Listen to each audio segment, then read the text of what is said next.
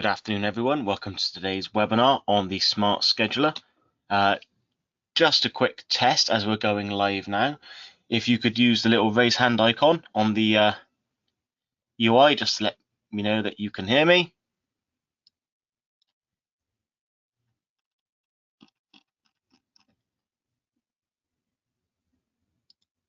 And so if you're watching on YouTube, fantastic if you say hi.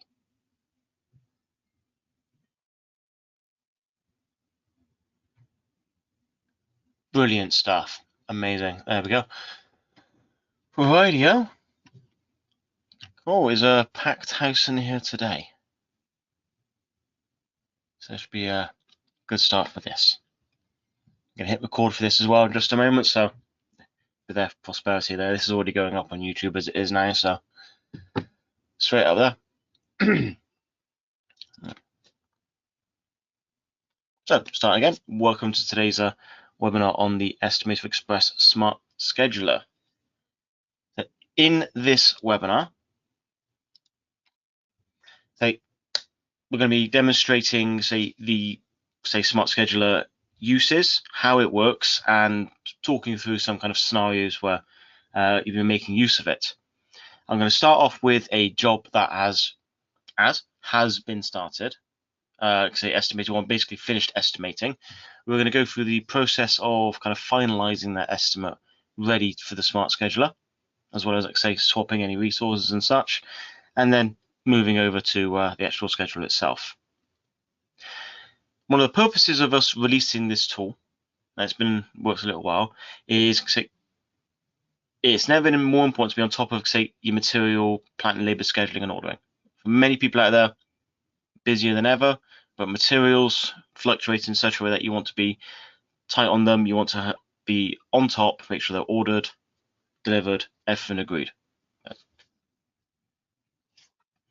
As there are some shortages on some things, the software will be using your knowledge as we go along, but it's there to give you a solid foundation, no pun intended, for running your jobs. It'll also help increase the accuracy of your prices, as you will be able to substitute from, meterage rates to actual lengths of timber, which may increase or decrease the costs, but it'll give you that better ordering. And so going forward, you've got better knowledge of the job, and you're not funding it for the customer from your own pocket.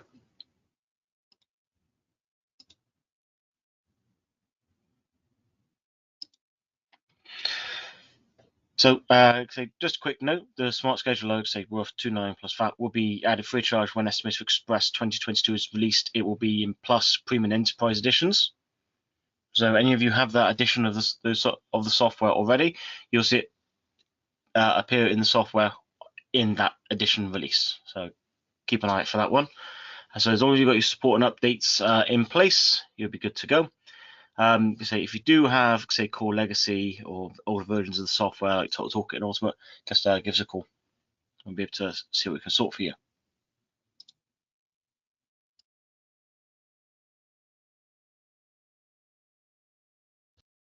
So, as mentioned, today I'll be explaining the 3-point estimating process, the estimating stage. That's the stage you'll be most familiar with. You'll be looking at the resource substitution stage, as we swap in the resources that might be more applicable for the job, and then rounding. So you round your skips to full skips, your labour to full 8-hour days, and so on. Which could say you can even round it to half days as well.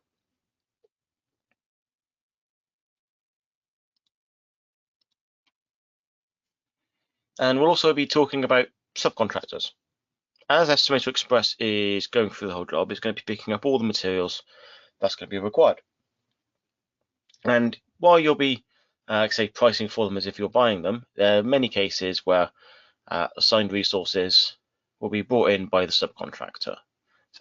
Plasterers and decorators are prime candidates for this, and we'll look at, be it they're either bringing some of the plaster with them, or they're bringing the paint with them.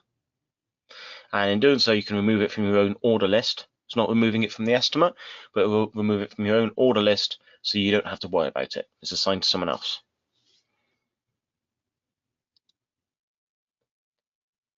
So Smart Scheduler takes your estimate and rounded quantities and basically helps you book in all those resources, but it gives you reports to help you with that. Advise on buyable lengths and whether large or small packs would be more effective. So things like nails and such. And say we'll be going through other useful tools for choosing, adding in, and deleting items as we go through. So let's look at your new personal assistant. I have in front of me now a fresh job. I'm just going to resize the screen for you so it should be a little bit easier to see. Bear with 1 moment.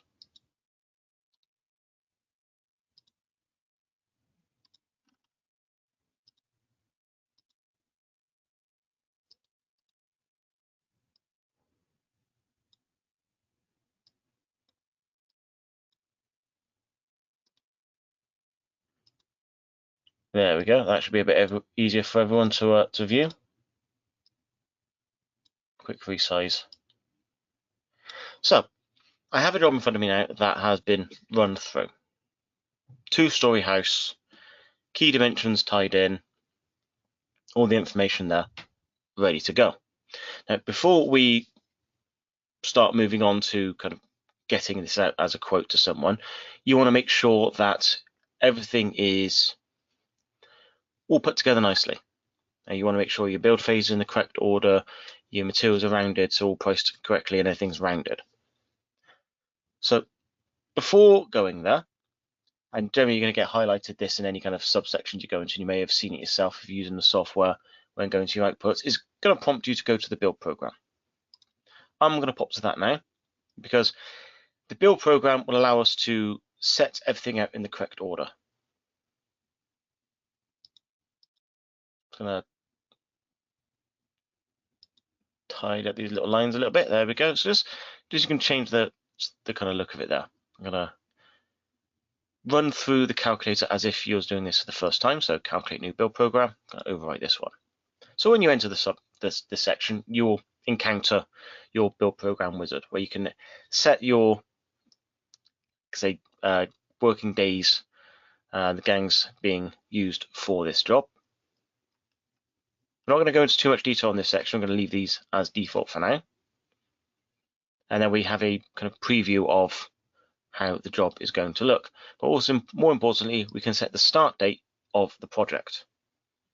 So I'm going to set this along to be 18th of April. That looks okay to me now, so I can click finish. And that has now been done. So it's just a small step, but it will assist us in making sure that everything following is in the correct order. So commencement, site setup, foundations, footings, all makes sense. Now I have this all done. The next section I'm going to pop into is main estimate. Now, main estimate is not something you always pop into. It's where all the calculators live and like you've done in the templates and such. Or say old plans express imports would have come into here prior to the latest updates. But there are a few very useful buttons in here. And one of those is the resource quantity rounding. The resource quantity rounding, if I give it a click, I'm going to have a little gander in that now. It's going to be analysing all the calculators that's been done. And it's going to look through everything and start giving us suggestions. Now there's 2 parts to this. If you don't have Smart Scheduler yet, or say when you see it, you won't have this resource substitution section. But you will have the resource rounding, rules applied in the job, and manage your rules section. The resource substitution will sit there as a suggested list of items that you could swap. So the current resource is, for example, primer for barge board and fascia, undercoat 5 litre. It may suggest to swap that to a 2.5 litre. And then when we can apply round to that, much easier to handle. Might be that you don't need the full value of the item, the full quantity, so a smaller item may be more suitable. Same again for things like the fixings and such. You may not need such a large pack. So that's going for a 25 kilogram pack. You may only need a 2.5 kilogram pack. So start decreasing the cost of the job.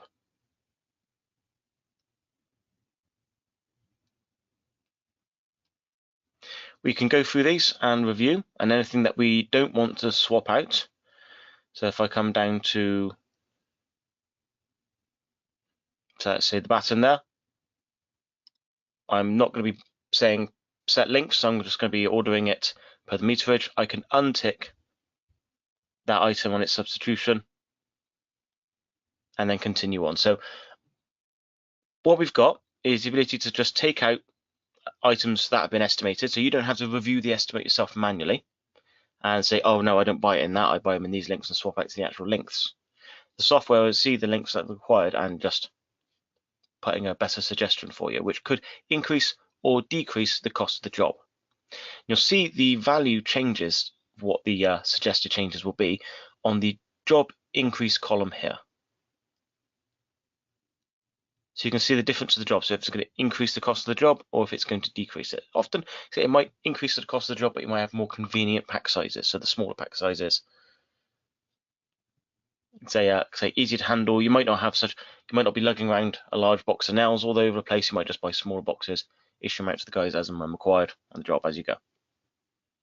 It's one of those management questions that crops up, how you want to handle things, how you want to order things, and carry on from there. From my experience, I've had managers that would buy nails in bulk and then just dish them out into tubs and then send you off on the job in the morning with what they've dished you out in the whatever tub they've given you. If you want to run things like that, feel free to do so. Though the tubs that I was given did leave the nails tasting of strawberry because it was whey tubs. Don't ask me why I know the taste. But the main thing is you can decide if you want small packs, big packs, and go from there. It's quite a large job, this one, so I've got quite a lot of options that I can kind of look through and see what might be the suggested swaps. But if I'm fairly happy with what it's going to be going for, I can just go down and hit Apply Selected Resource Substitutions. It's going to increase the job by, say, a £112 there, and before doing so, it's going to give me a warning. It's going to say there's not an easy way to undo product substitution. It is recommended that you only run this once you've completed the estimate and not making any further amendments. Are you sure you want to continue? Yes.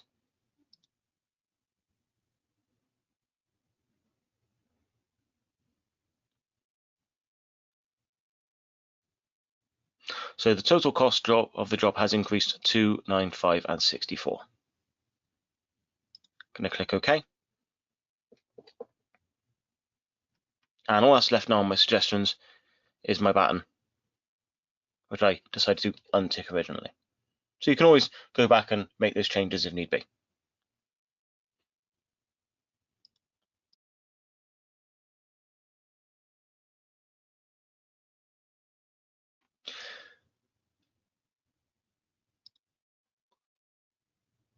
One of the next things you want to be really considering now is rounding. So I'm going to go to the Resource Rounding tab. Now, rounding is, again, something that you can consider per job. There is actually total job quantity there for round it for the job. You can either round it per phase if you really want to, but also considering how many jobs you might have. If you are doing multiple jobs on a site, you've got multiple houses to do, you may not apply the rounding because the resources left from one part of the job will then continue over to the next one. Or you may wish to round up to 4 packs so that then you have, say if it's a single job and it stands on its own and you've got no choice but to order the whole items, you're at least covering for the overorder that is required.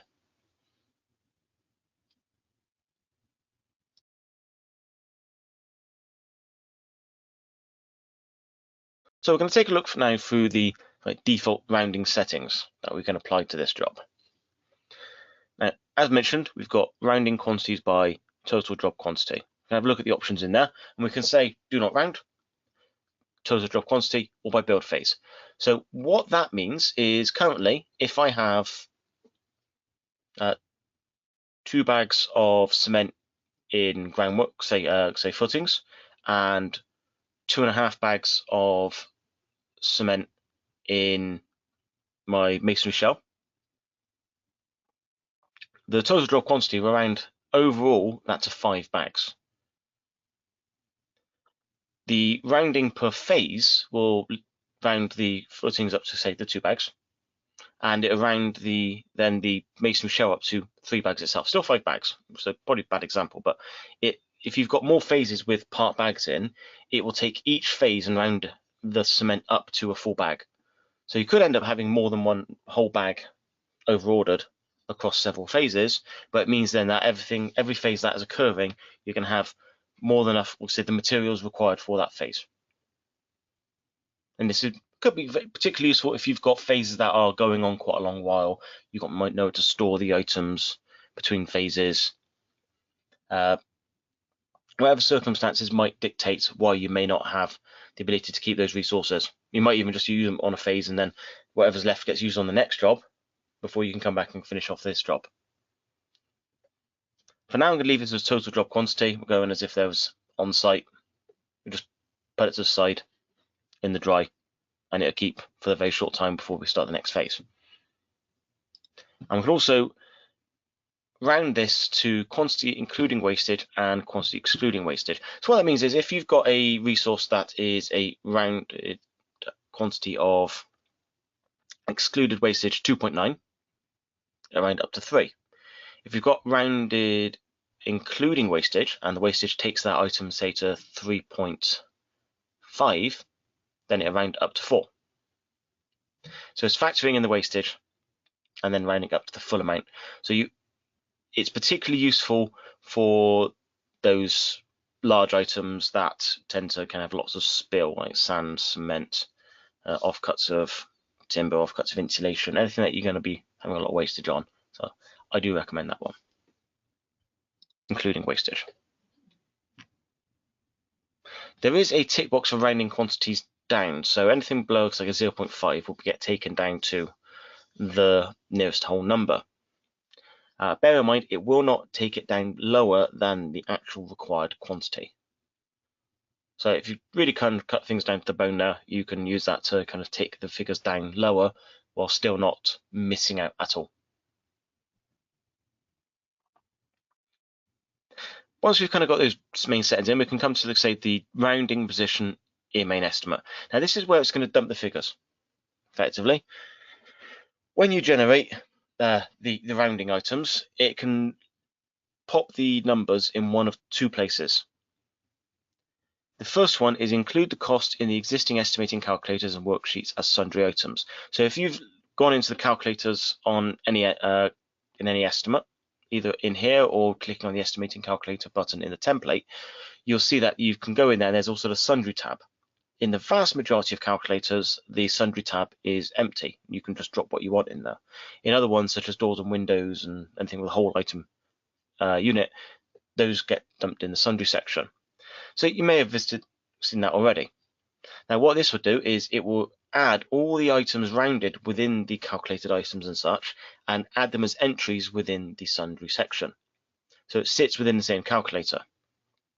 And if you are estimating by calculator, that can be particularly useful because it keeps everything nicely grouped together.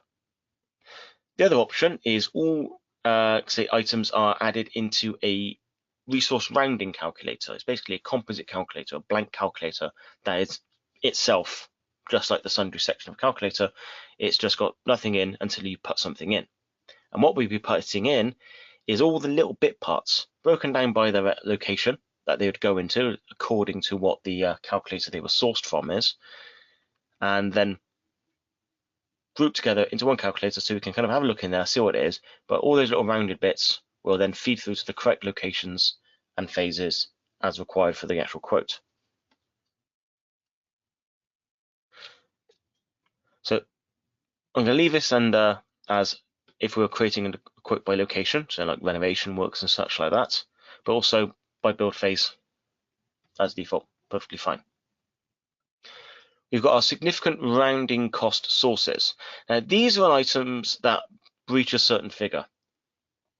Okay, so that's £50 or more rounding, and it will alert us in this section. So we've got labour resources. The rounding of these will take us over £50 for the nearest rounding. So the rounding currently for 2 bricklayers and a mate will add on an extra £259.11 for this task, and the bricklayer again will add on an extra £132. So this can quite importantly impact the job quite a lot for these items that's in here. And these are kind of the major items. So it's worthwhile paying attention to these. So the rounding of material, carcassing timber, rounding it to the nearest whole links and such will add in an extra £60 worth of just the 75 by 225. So it's not something really to ignore, and can protect your margins going forward. Make sure you're not under ordering in any way, especially if you have to over order to get the whole item.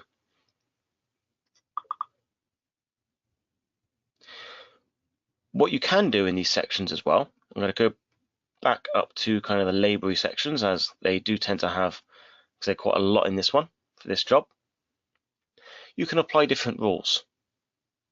Currently, the rule is rounding to the nearest 8 hours. And that is something that is dictated to in the manage all rounding rule. So everything in the job now, every labour is being rounded to, say, the nearest full day. If I go to manage rounding rules, I can see that these rules kind of have a library. I can go through these and have a little look. It's quite a large library.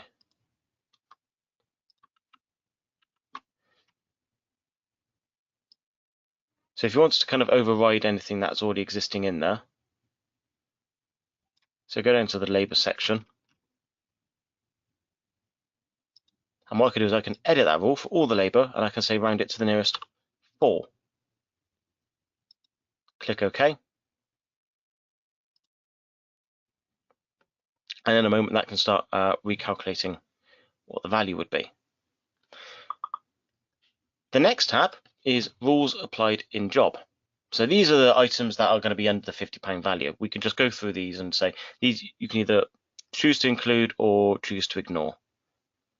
One particularly useful thing about this section is, and it was in the previous section, is the manual entry button.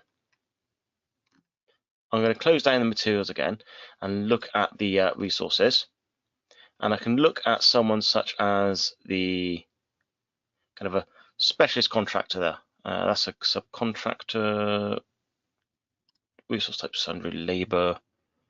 There we go. So we've got sundry labour on site. And he's rounded to the nearest 4 hours. That's fine. He's there for 48 hours. So, okay, so 4 full days. I could decide that I want to have him on there for an extra day or 2.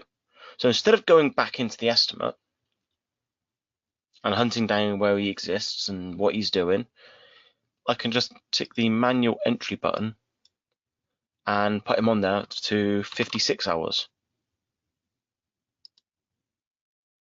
So it's added on an extra £122. I'm now rounding it up to 56, and I've now got that extra labour time. And I can do that however I wish. I can put it in the 60 hours, so I'll get an extra day in there. I can even put in 80 hours, so he's there for 2 full weeks. I can go the whole hog. There you go, have the labour on site 2 weeks.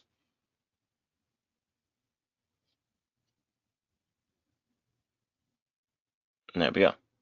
Okay, so 80 hours manual entry. So you can go through and pick out a couple of items that you feel, if they aren't rounded as you like them, because the default is going to be rounded to the nearest 1 hour, just to note in your software by default. So you can use that override to quite quickly set someone as a full day or half day without having to apply any rounding rules. Particularly useful if you've got, say, someone like a decorator or electrician coming in for a very small task, and the software's allocated them only a small amount of time, and you want to give them a full day or half day just to make it worth their while to actually turn up on the site.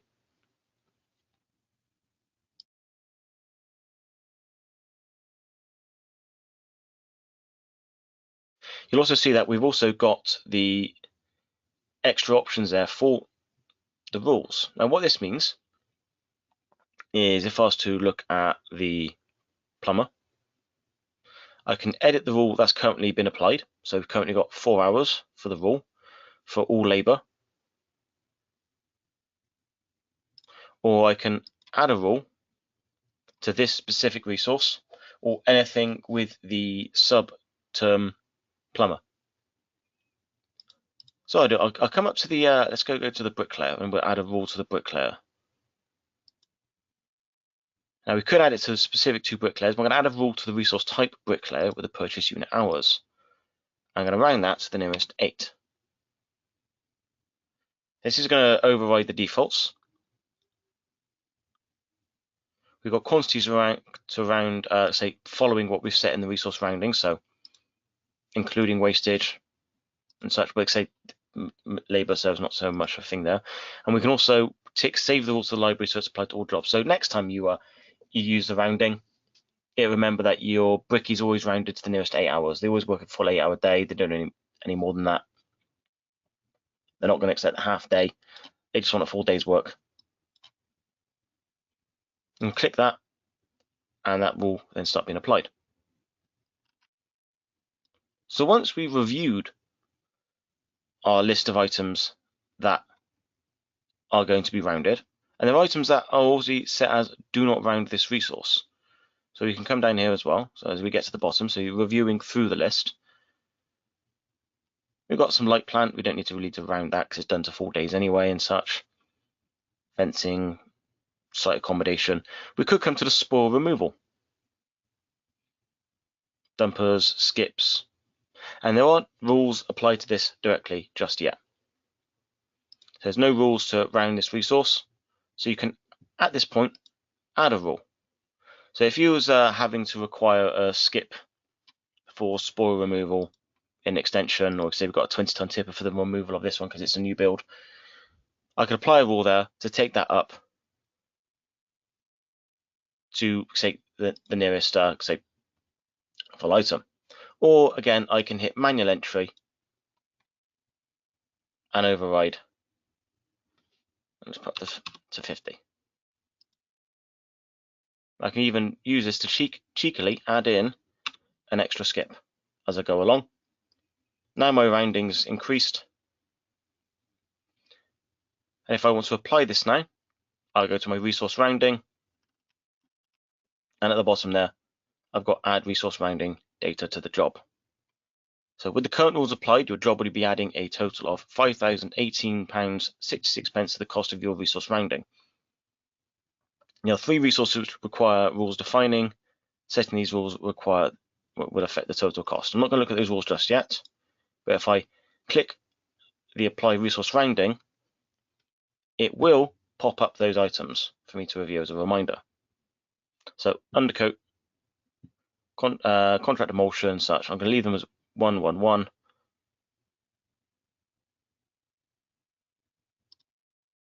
Apply to round them to the full items, and then I can hit that again.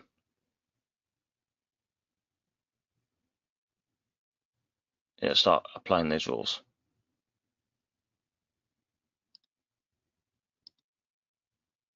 And if I click the button again, it will remove those rules from the estimate. So if you need to come back and you've gone and changed something in your main estimate, and suddenly your rules are now, your rounding rules are, say, completely useless because you've changed the length of a wall, you changed the size of a window.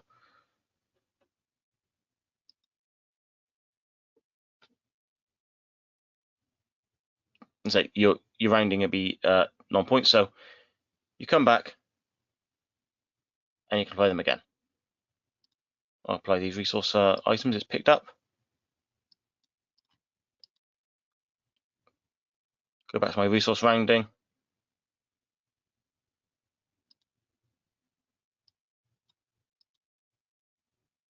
And add that back in.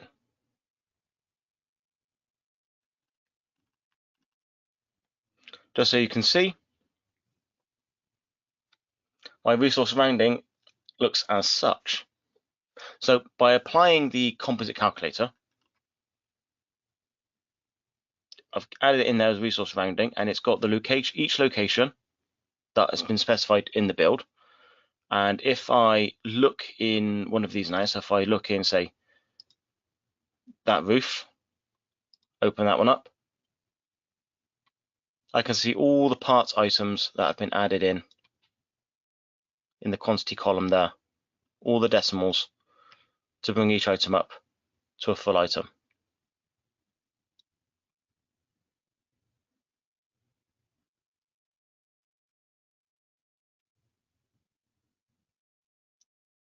Okay. So that now effectively, at this stage of the job, like I said, we could do the build program again, see if there's any, because it may have been affected by any increases in labor time that we've added in. Click finish, and I've adjusted my build program to suit. Okay, so now we've got all our rounding done, our build program's matching. At this stage now, the job is effectively ready to go to quoting. Bearing that in mind, what I'm going to do is I'm going to come out of this job and go to my dashboard. I'm going to save this job.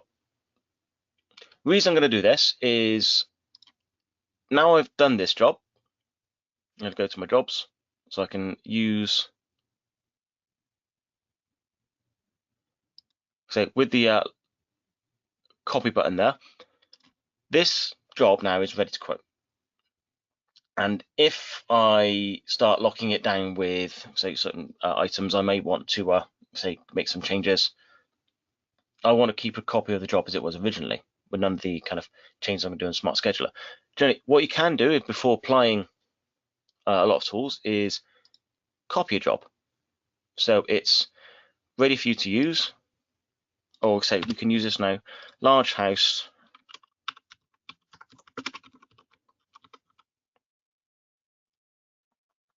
resource management, capital M on that one, there we go, and create job.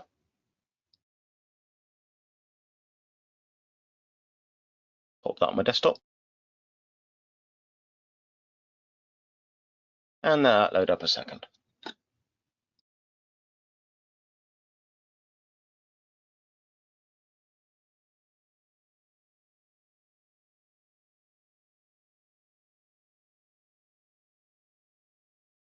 And the great thing about having a large job to load up, it gives you a good chance to have a good glug of coffee.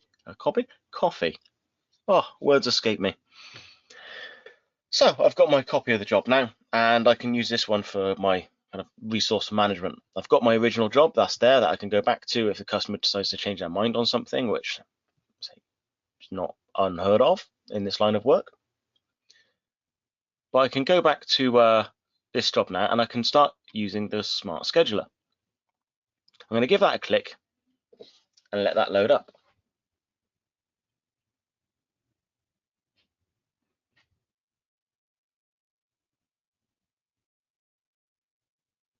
So it's going to give you a reminder that you've completed your estimate. Yeah, you've ideally carried out any resource substitution and resource rounding using the resource quantity tool in the main estimate screen. Yeah, tick, we've done that. And we've set up our build program. Big green tick to that one as well. Okay. So we've done a bit of preparation, which we generally would be doing anyway if we're finishing off a job, ready to order. And we've made the decisions on, we want to round or not, how long the phase is going to be. The build program, again, is key because not only does it say, like say, the length of the phases that you've kind of dictating and how you're going to set things out, but the beginning of each phase will affect the information on your order schedules. So if you feel like a job needs to be extended out a little bit, or is a bit of waiting on there, you want to account for adverse conditions, you're building over a river, or you're building in the middle of winter and peat bog, just extend the phase along a little bit to account for that extra time. It's your show, you get to make those choices. But now we are in the Smart Scheduler. Hooray! We've arrived here. Say the start of the show, but everything before this has been important, because that is making sure all our information is good. Our data is good, and good data gives good results. Bad data can lead to bad results. Law. Yeah. So now I can start looking through everything that has been applied. I've got a large list of items in here that I can start applying my kind of ordering to. I've got listed under footings. As I scroll down, my masonry shell. I keep scrolling, foundations, oversight slabbing. So everything in there, and a fair amount of scrolling if I want to. So one of the things I want to be doing in this section is filtering. To give an example of that, there are two ways to filter. A shortcut way, which is if I look at these facing bricks with a provisional allowance of 95 pence, I got quantity required just for the footings 198, with an order quantity of say 207.90 with waste. If I click on show this resources in all build phases, it'll show me the two sections those bricks pop up in, so my footings and my masonry shell, with my quantity of 12,433 and 10.10. Now order quantity with waste. And then once that's kind of popped over here with my resources to order, I get my 12,400. Looks like of cost, and my order quantity there of 13,053.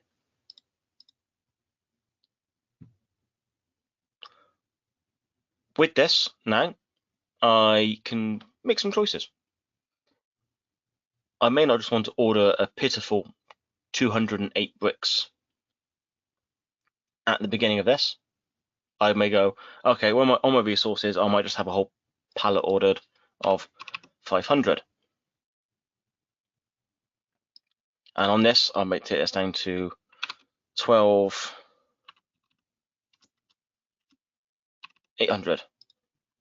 That's 39 more bricks than I meant to order. So if I do 761, there you go. My maths matches up. So I can order a full pallet at the beginning to arrive for my footings, and any left over from that will then carry over to my masonry shell, as long as I've got somewhere to put them for the duration.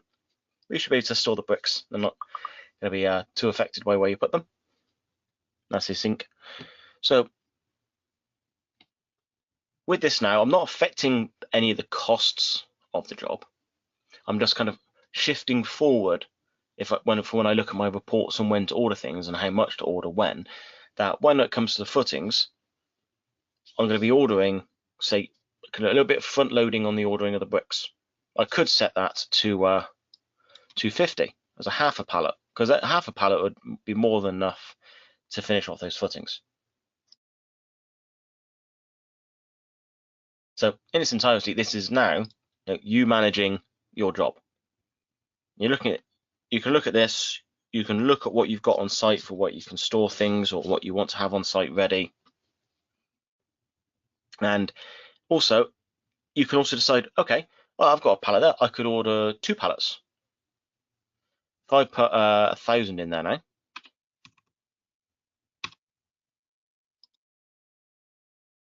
and put that down to 2. I shall put 3 pallets. There we go. We can front load the job by 3 pallets.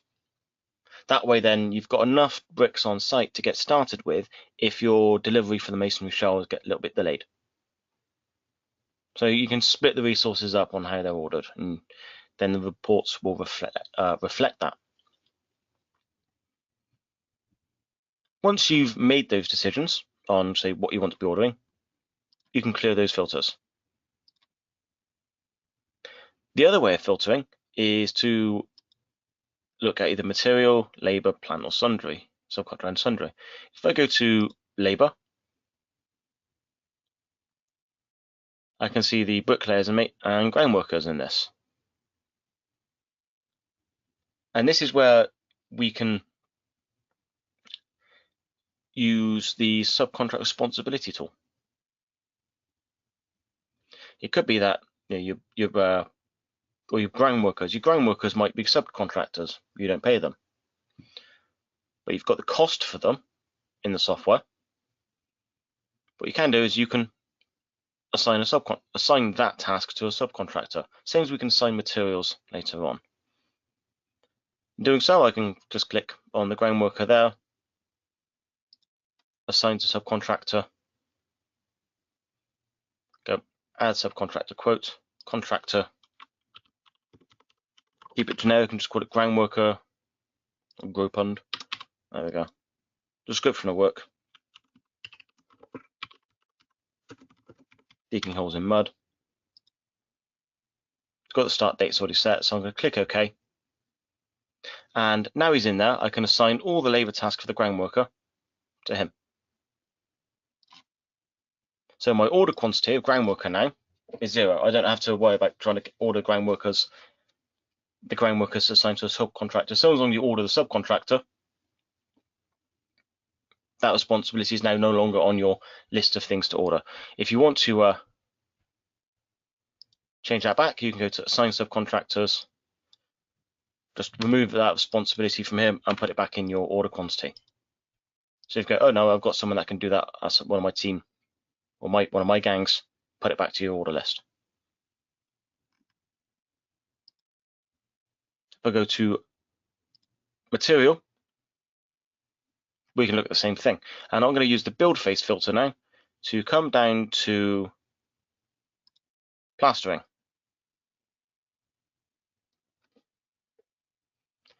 So in the plastering phase, I've got quite a lot of items. I've got plaster finish, fire protective board, plaster board and such.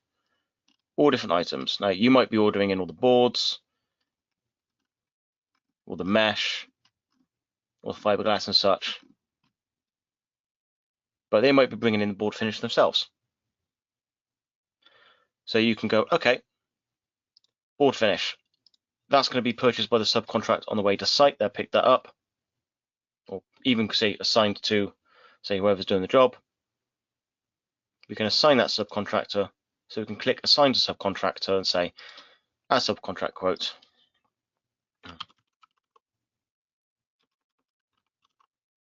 Plasterer, description of work. Applying. Finish. There we go. And we can assign the whole quantity of finish to them to bring along with them. You can even split that. You can have half, them bring half, and you supply half. If we need to make any changes to this, we can click on edit dates for the order by. So you can set this so we can tell the plasterer sooner or later. We might tell them sooner to make sure they're aware they need to bring materials. The order by date is still the same because the order by date is still assigned by the build phase. So the date required, they need to turn up on the 23rd of August, but they need to at least know that they're going to be bringing those materials with them by the 2nd of August as a head start. We can also as well add additional resources to this task if we need to, or we can change the resource being purchased. So I'll give an example of that now. So I'll go through clicking that again. We've got plaster, board finish plaster, and we've got our generic one in there. There might be something particularly named that you need to order through. You've been made aware of it. The cost of it is not much different, but you need to make sure that is the named item ordered. So to do so, we can change that item there to change resource. And on the line for that board finish plaster, we can click new resource and we can add the resource in there. Now to add again into our price book as a resource for it to look at, let's call that fancy board finish plaster. Unit cost. We're not going to worry about the unit cost for this one. It's just we're looking for the name. But whenever I do this, I just put my any custom items I create as provisional. Makes it easier to find any price book afterwards if you need to make any price adjustments. So with the fancy board finish plaster, select that one there, and that now will be the resource that is picked up on my reports. Please bear in mind again, this is not affecting the cost. Okay, we're not changing the kind of value of the quote, even if we're changing a resource in here. We're just saying that, okay, the actual resource specified for this is this one. The resource that we've estimated with is of a value that will cover that resource. But now we're making sure that we've got that named resource. So when it comes to ordering, or you're supplying this to a merchant, you are giving them accurate information. Again, good data, bad data, different results.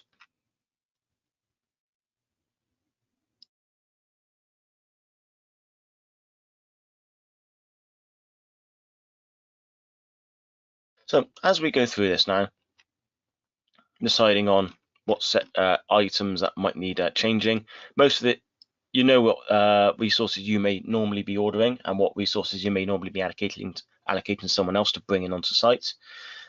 Say very large sites, in my own personal experience, the materials were not, say for the roofing side of things, were not supplied by the house builder, say as say house builder firm, not an individual. That would be brought in by the roofing contractor.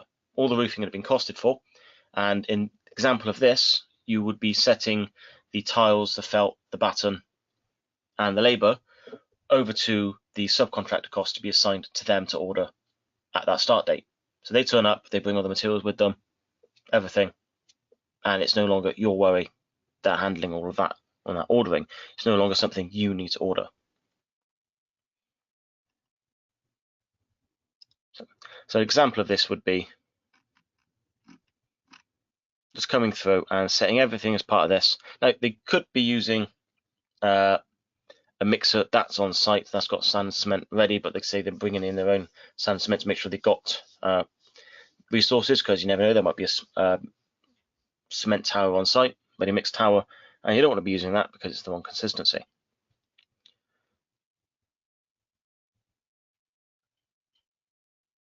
So we'll go through now and say the building bag, that's for this. This would be different from, say, it's the same resource that we're using in the brick and block walls, but the builders would be, say, the roofers would be assigning with them. So you've got assigned to subcontractor, add subcontract roof, say there, contractor, roofing firm, description of work, roof. There we go. And we can just go through and assign everything to them. Fortunately, there's actually nothing to assign on that one, so I picked a great one to do. So click OK. I can go breather membrane, assign subcontractor, assign all, done. And because I've now created that subcontractor, as for my example, for my lead, assign subcontractor, assign that to the roofing firm, they're bringing that in. Concrete tile interlocking, they're going to be bringing them in as well. Assign subcontractor, assign to them, click OK. So everything that I don't need to order, they'll be handling themselves.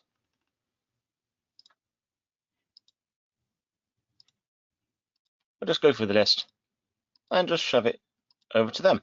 So it's no longer something you don't have to worry about. You just know, and that start date, they'll be coming in. They've got their large flatbed lorries supplying, bringing everything with them.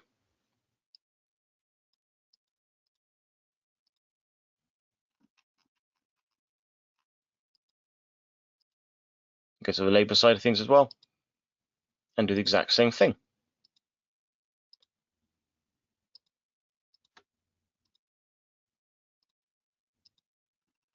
So creating that one resource has just made life much easier, and I've just signed pretty much all of the roof coverage.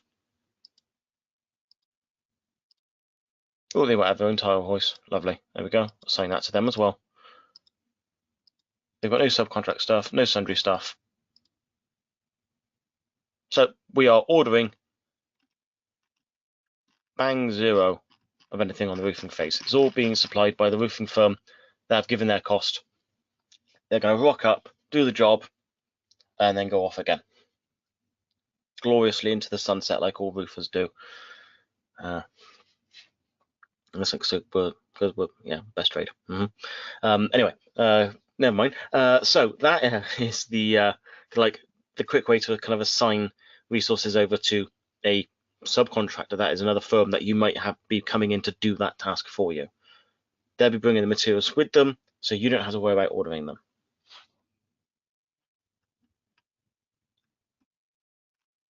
I'm going to pop back to the masonry shell and actually use an example that is in our training videos as well. I'm going to go to show this resource in all build phases for the bricks. And while I've already looked at this one for the order quantity, word has come down from above and they say they want to use a particular type of brick. And we want to have that kind of make sure that we are ordering that type of brick is on our order sheet when we send this off to the merchant. They're not going to go, what's a facing brick provisional? Give them anything. So what we can do is go change resource again. So just like I did with the plaster, new resource.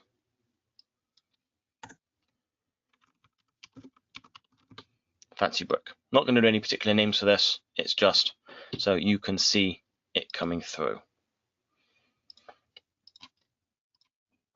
Click OK on that one. Select resource.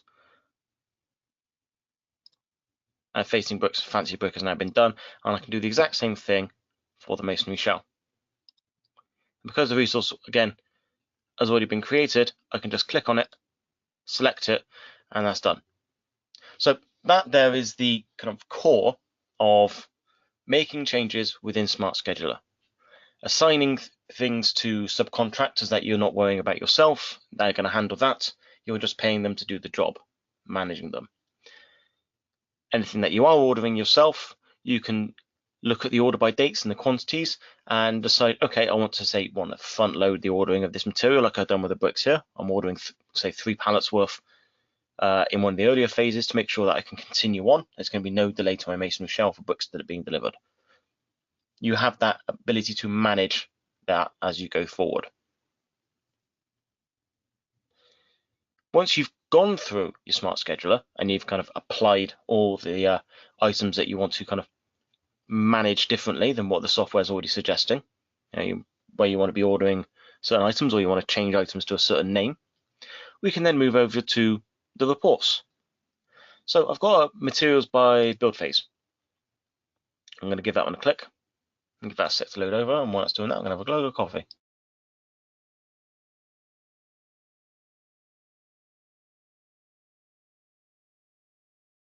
Ah, yes, coffee. Without that, these webinars would not exist. So I've got my first report. I've got materials by build phase, site setup commencing 18th of the 4th, 2022. And I've got my materials order and say bits of plant order there as well.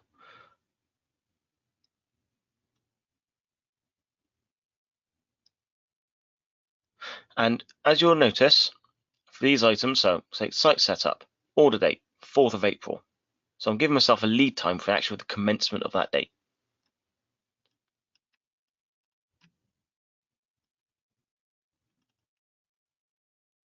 So this is a kind of sheet that you can then export out as a PDF or print off on paper and keep handy. And you can mark off then as you go through on your calendars, the items you need to be ordering of and the quantities. And the quantities are nice, as we've done the rounding, nice whole numbers. Wunderbar. We can make this a little bit easier with some filters again. We can go from, say, from the start of the job, and I'm going to look at everything up to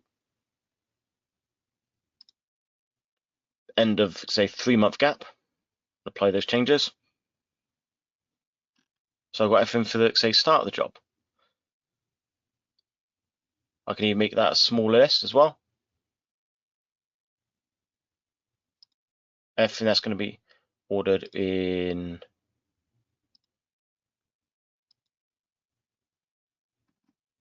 just over the first month.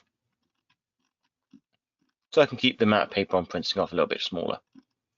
you'll see there as well, even in the beginning of the job, I'm having to order my windows to make sure that they've got enough lead time to actually turn up on site on time. As I say, especially at the moment with say PVCU have had say the supply issues which have driven up their cost and lead times.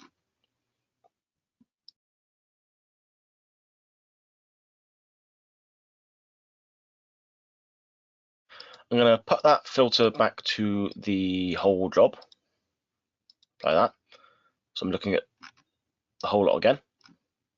But I'm going to also look at some other filters I've got.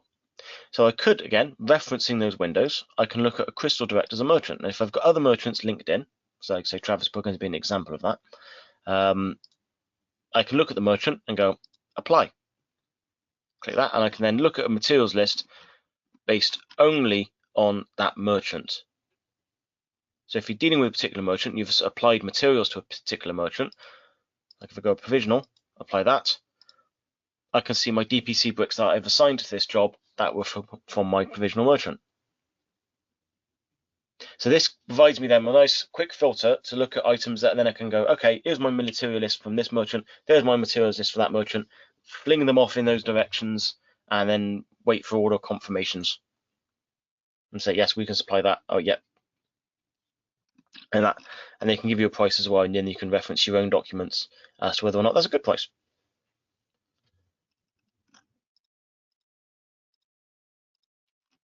Like I said, that says everything again.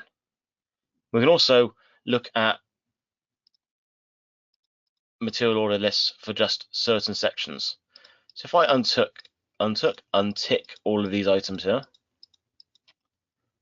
dear goodness, I am in need of another coffee soon. There we go, so I can just look at everything under the footings in this report. So this is just materials by build phase. So I'm already explored several options the way I can kind of filter this down and things I can actually see. And if you want to present this for anyone in a certain way, you can change the font and also put a header footer on there. So you can copy settings from your quote over to this. Well, if I've actually got anything there that I've got.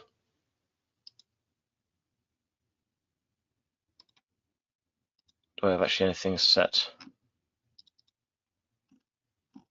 No, nothing on my quote set. That's fine. But you can bring, if you've got your kind of like footer set up with your company name and logo on there, you can bring that across. Mainly then so the documents bespoke to you, and when the merchant picks it up, there's no mistaking as to who it's from. Okay, but if you haven't got anything to copy over, we can put on there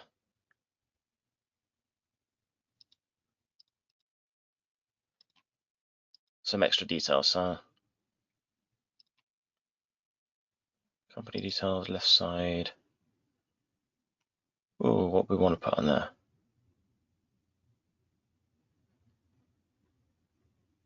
Image. We'll just leave that blank for now and apply that.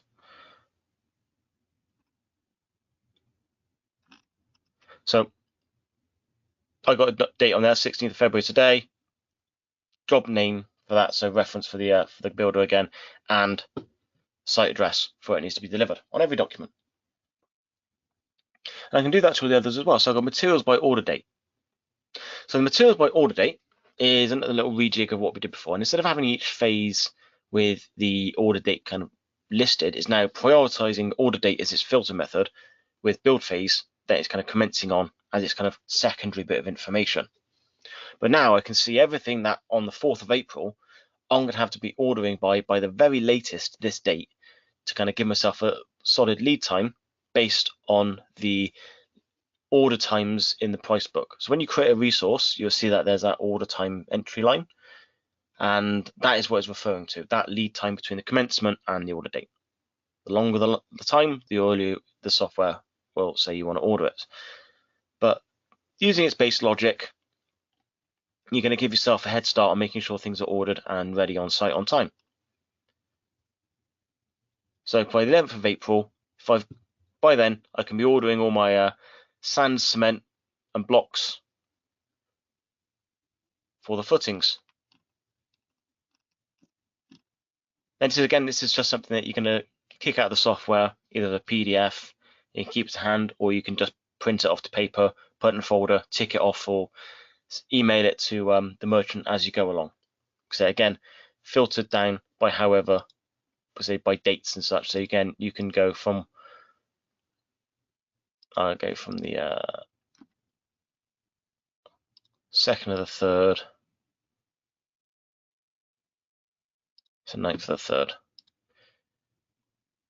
So you can do a quick date to date, spit that out with, say, either print or export, say PDF, text file, even a Word doc, and then just send that over as required. And we'll find that we can need to explore the other reports there that are just ready to go. So material order report, order date, order required, everything just in a long list with all the dates listed next to them when ordering and when they're required. Same again with labor. So you can have your labor report there. So order by, date required, when it needs to be on site. So you know that based on your report, 18th of April, your ground worker is going to be turning up and they're going to be doing 32 hours of work. On the 20th of April, your ground worker is going to be turning up and doing another 36 hours of work. On 25th of April, your bricklayer is going to turn up and doing 24 hours of work. So you've got that checklist there. And it's just basically just a case of having everything there. You can, with your plant, and at risk of repeating myself, you can see the date that you need to order that plant by and the date it needs to be on site to actually be of any use to you. You can see when you need to get your skip permit fees done and you have your skips on site.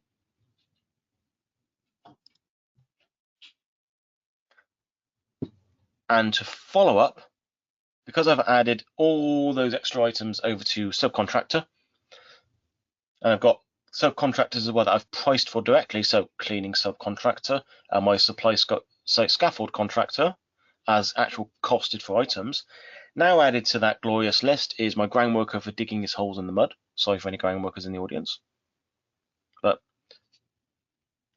I'm a roofer. I'm supposed to make jokes. And also the plasterer that we've now applied over. So the plasterer supplying the board finish is over to them. Contractor roofing fub, and then we've got that much bigger list of all the items and who they're supposed to be supplying on the job with their quantities. And you can see the say relevant of what quantity is each, because in the description it will say, like say, hours each roll or week of that item. And same again for sundries. Again, this one's not so say nothing. You're not really ordering sundries. These are just be based on what your actual quote's giving. So your main reports be more useful for that one. The subcontractor quote is definitely a useful one to know when they'd be turning up. So that there is kind of the beginning to end of Smart Scheduler in roughly an hour. Okay, with lots of me talking about different things and making very bad jokes about roofers and what we do. But hopefully that is imparted across some key bits of knowledge. You've seen me changing those items and explaining why I've changed them and what I intend to see or what I'm intending to do with those items, and kind of the applications for them. Now I've kind of run through those items there. I'm going to open the floor up to some, say, questions, if so wish. So you've got a questions box for those of you watching via GoTo, and anyone watching live, you can just use the chat box there to have, say, fire a question over to me. So I can see both inputs, so not going to get any surprises on there. I'll be able to get back to all your questions. So, yep, please feel free to ask me anything about Smart Scheduler. And while you're generating those questions, thinking long and hard about it and steam coming out of your ears, trying to think of something I haven't already mentioned, I'm going to have another glug of coffee.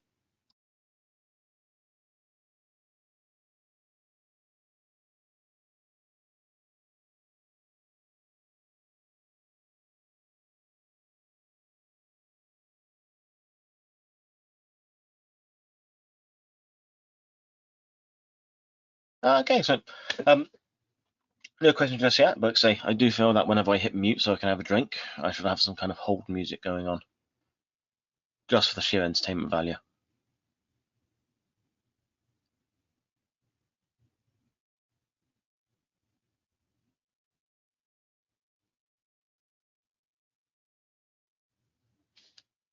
Yeah, any questions, say, would be appreciated. Like I said, I've got some being typed. I can see them being typed. I'm kind of waiting on them kind of popping up now. But yeah, it's very fun talking to a screen for an hour with no feedback until the end. So yeah, appreciate these questions being typed. I'm going to go back to the main part of the Smart Scheduler.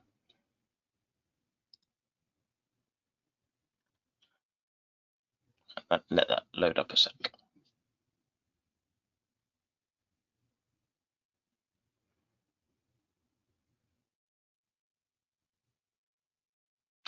So yeah, so going by your question there, say for anything like say you can assign over say the gas boilers and such as well, any kind of gas works or plumbing works. Again, you can assign them to say the subcontractor to supply.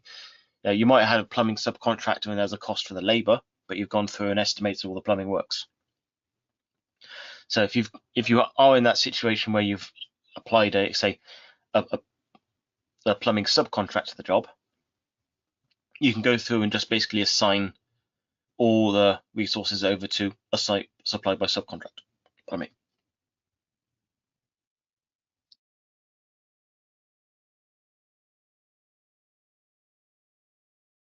And yeah, again, if you need to assign it to a different resource, so what we've estimated with say like a Worcester there, you can either say change that over to say, a different named boiler if that's the requirement of it, or you can create something on the fly as required. Because again, you could use one of the boilers in here as a kind of a stand-in almost. Now, if you've got a boiler that is just near enough a cost, you can then just fling that into the estimate cost with, or even just a generic boiler name.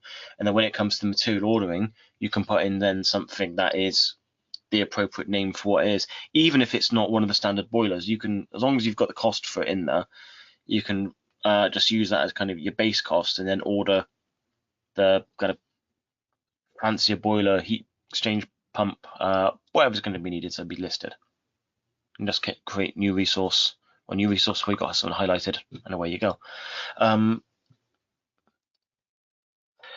When you change the resource, you fancy, but can you change the cost at times? No, say the everything at this point now is just all about material ordering.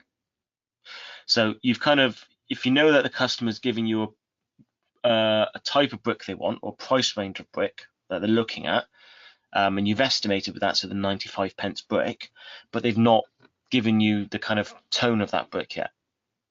So you've gone through with the estimate, but when you come to ordering that, and now you know the information of what order, the kind of tone of bricks being used, the color of it, you can create that resource and put that in there as the item to order, which is particularly important if you're just going to send these reports over to a merchant to supply you with stuff, because again, giving them a generic name of say a brick won't be so helpful. You can quite happily do it with items such as, like say, timber, because it's the grade timber. You don't get like the branded timber with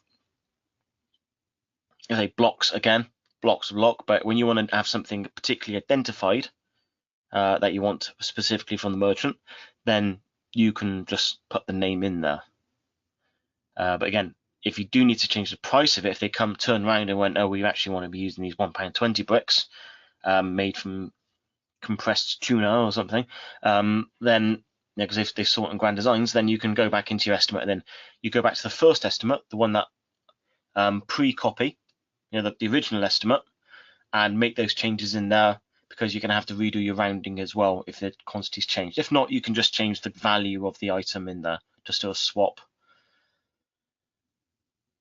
But if you do the swap, then the rounded items that are added on additional will also have a different name. So you might just undo the rounding, make the changes that satisfy the customer, redo the rounding, and then reapply to the Smart Scheduler.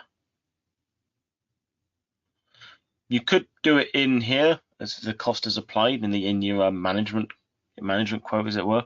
Nothing really stopping you to go into the price book, well, into the calculator for it, create the new resource, swap it in. Can you not show the costs and the as what in this page or when you go to the ordering?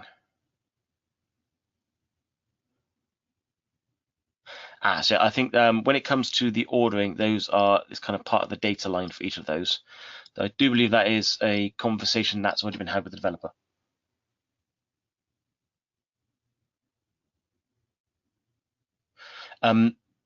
When you transfer items to the subcontractor, does that reduce the cost of the estimate? No, it doesn't affect the cost of the estimate. Again, it's when you manage in this side of things, we're not kind of changing anything. This is all post estimate. This effectively sits separate from the estimate. It's where you can kind of allocate resources to who's going to be doing something. So when you transfer something over to the subcontractor that you've estimated the materials for, or you can go through and estimate labor and materials for a whole thing, like I've done with the roof. At the end, I just created a roofing subcontractor and just thrown everything I've estimated at that roofing firm. The cost of what's been estimated hasn't changed. I've still got the items in my main estimate listed of who's doing what, when, and how. But all that kind of the cost of that is still going to now be applied.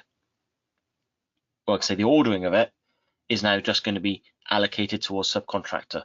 When the customer reviews their quote, they're going to see the roofing section, they're going to see the materials, depending on how much information you've got in your quote, the materials there, the labor there and such. They don't know if that person coming in is from your company or a roofing firm that you're subcontracting to. So what you've done is you've got the quote, it's got all the information on, customers looking at, they're happy and so, you've got it all costed for the job.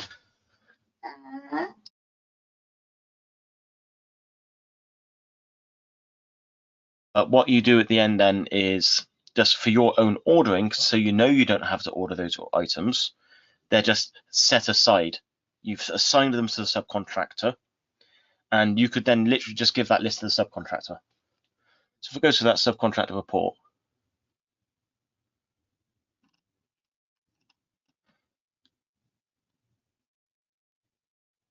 so if I take this one out there, export it out, I could just take that section there and fling that over to the roofing firm and say, well, this is expected, this is what you bring in with you, and they can go ahead and grab those materials themselves, organize those materials. If they've quoted it for themselves, if they've quoted for it and the prices are lining up, you can just leave them to it to get on with it.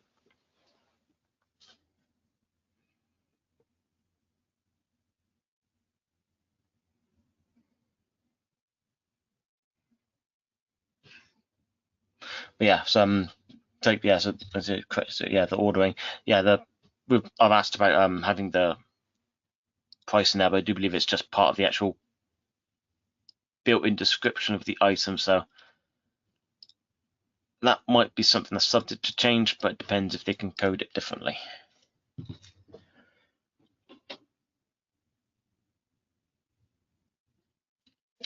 Okay, so any more questions coming in for Smart Scheduler? Or are you going to hold me up and deny me my coffee before I run out of steam? It's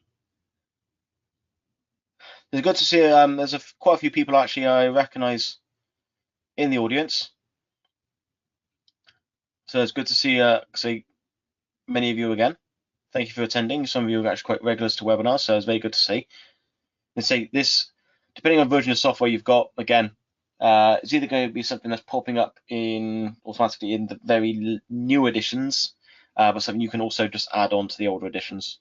Just give us a call, speak to us, and we'll see what the situation is. What you can get this in your software. For many people that have been buying the software as well, especially like the enterprise at the moment, you'll already be seeing the Smart Scheduler in there. So you'll be seeing like these tools, and you might up to now been wondering how you use them, what you're going to use them for. For material ordering, it's wherever you need it to be, really. Whatever you need it to be, really. You can print it off directly. Mine prints off to PDF anyway, so you can print that directly to printer, or you can export it to PDF or Word document. It even gives you an option to export it as a web page, which would be interesting. But there you go, PDF.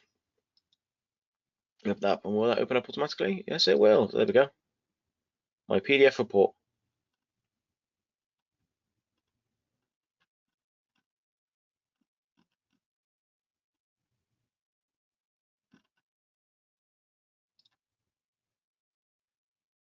Again, if I want to export that as a Word doc.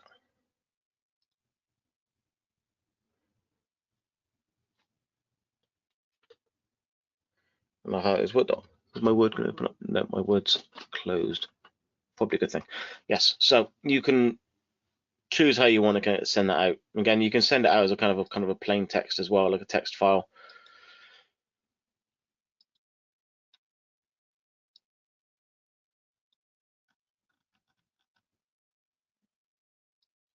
Which is the most uneventful format you can probably consider exporting it as, but it makes it nice and easy to copy and paste because there's no fancy formatting to it, hence why it's actually a really good format to fix broken text. And then you can just copy and paste bits out nice and easy that you need to attach to documents or send out to people.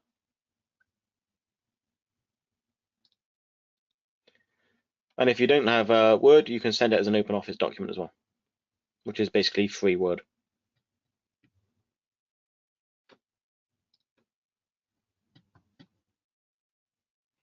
Yeah, if you set it as a Word doc, you should be able to edit out process. If I go to my desktop,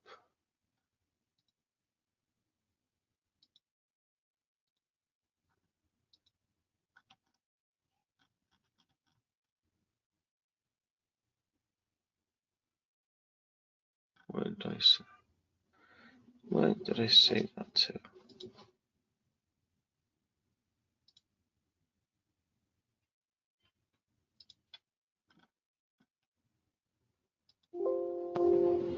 On my desktop, yeah.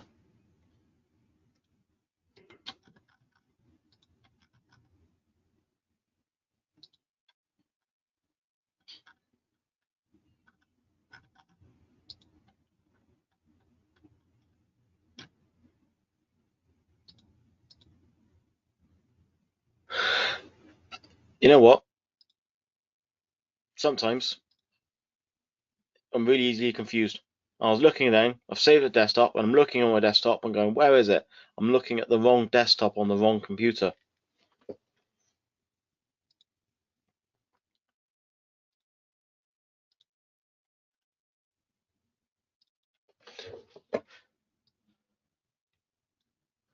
There it is. So yeah, if it's in Word, you can edit out the lines if you need to. Then if it's out in Word.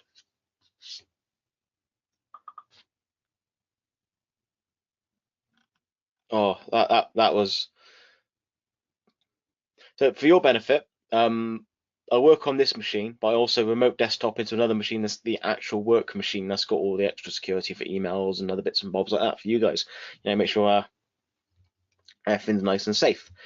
And normally it's on a 1080 screen. I have it in this one, but I've made this screen 1080, so easy for you guys to see on your end. I've moved it across to my other screen, which is 1080p, and it's taken up the whole screen. And because it's taken up the whole screen, it was imperceptible to the fact that it was a completely different computer on a different screen. And yeah, I am easily confused. Now, if I'm confused by that, then this will be easy to use because I've managed this. Rightio. So, yeah, well, so 1 hour 20 now. We've done our kind of webinar time, and I've had a good few questions come through at the end there. So thank you for that. I'm going to give you another couple of moments to kind of fire across any questions there, because there's a good few of you still in the room. So, once we're done with that, I'm going to bid you adieu and say have a good afternoon. And if you've got any questions about, say, Smart Scheduler, using it and such, you can always reach us on the support line 0117 916 7899, or you can drop an email across support@hbxl.co.uk. If you've ever spoken to one of our accounts team as well, such as, like, say, Shannon and Joe, which does support as well, then they'll be able to provide you any information as well on, say, if you've got Smart Scheduler already in your software, or if it's something you can add if you're going to see quite a lot of good use out of this. So have a good afternoon, everyone. Thank you for attending, and I shall see you next webinar.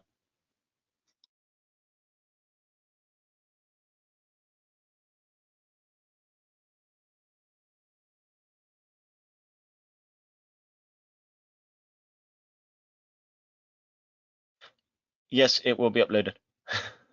I've just hit finish on the recording, so that should all be saved. And currently, this is actually still live. So this bit's still going on public, so someone's going to end up with a blank screen on YouTube and hearing me talk mysteriously in the background. Yeah, it's all going to be so there could be this, and there'll be the YouTube version available as well, so you can watch that. But okay, end the webinar there. So bye.